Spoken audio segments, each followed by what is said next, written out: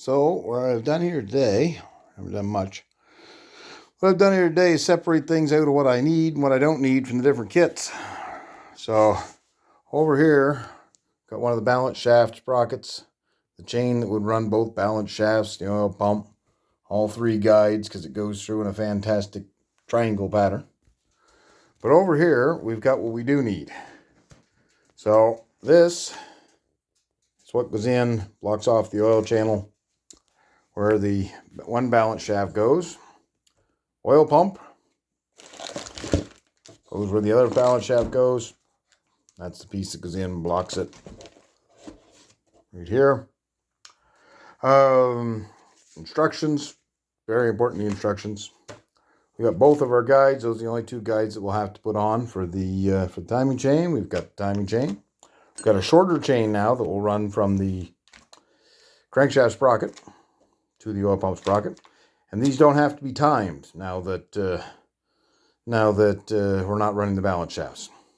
And we've got our crankshaft sprocket, or actually our cam sprocket and our crankshaft sprocket, our tensioner, and the nuts out there to hold things on, bolts or everything are already out there. But like I say, you don't need three different guides here. You don't need those. You won't need one of these, and you won't need this longer chain to run for the oil pump and balance shafts. Just the shorter one here for the oil pump.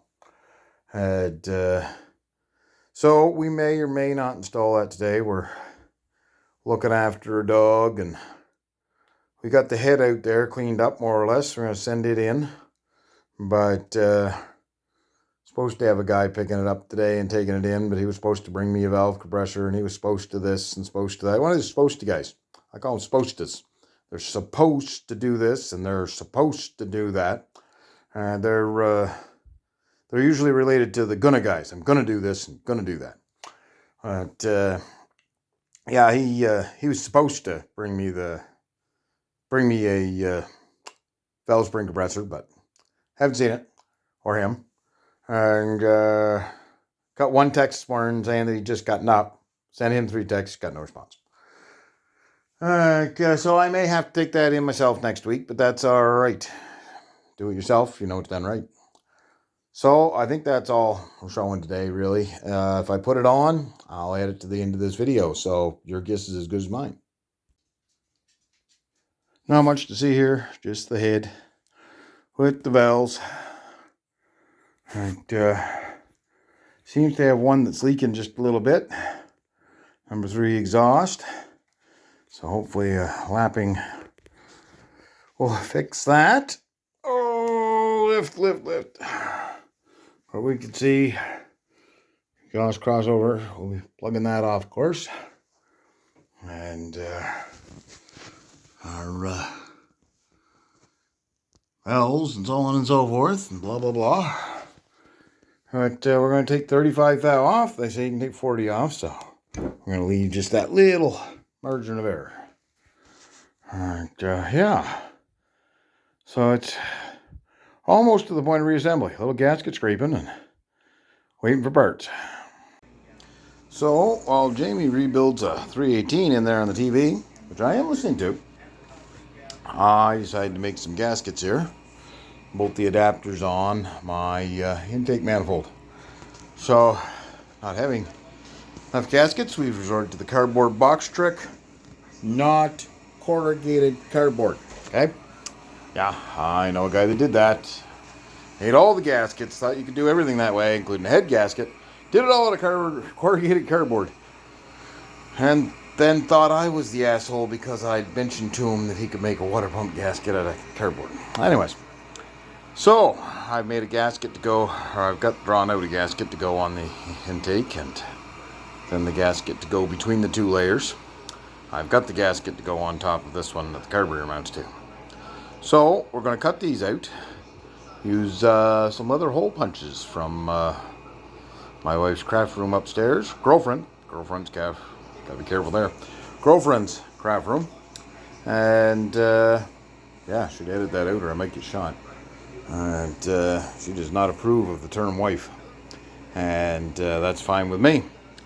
Anyways, I'm going to get these cut out and then we will assemble. When I was doing all my Dremel work, which I didn't show on my didn't take any videos at the time, but I notched everything out quite nicely. That originally had 2 holes. One was 26 millimeters and one was 32 millimeters, I believe. Size of a loonie and a size of a toonie here in Canada. You Americans, you got Google? Check it out. Anyways, that's a much bigger hole now. Over 3 inches long at the widest and almost 2 inches, or at the longest, almost 2 inches at the widest. But I got a little close to a couple of spots here. So I'm going to use a little JB weld and seal everything up that way just for fun. But can't have things sealed too much. Alright, I'm going to get to work on my gaskets. Alright, well, you can sort of see what I've done here, and then you can't. I put a little seal all around the base, and then my cardboard gasket from the cardboard you saw, and a little more seal all. Put the pieces on. Same thing, just built my monument of adapter here. And of course everything's squishing out in the middle and stuff and things, but I'll go through there with a flabber disc on the Dremel and clean that all up. Hopefully we have absolutely no vacuum leak and everything works well. But yeah, the bottom adapter bolts on to where the original studs were, and it has the 4 holes on it that the top adapter bolts to, and new studs go in. And of course I hogged all that out quite a bit too with the Dremel. Very good.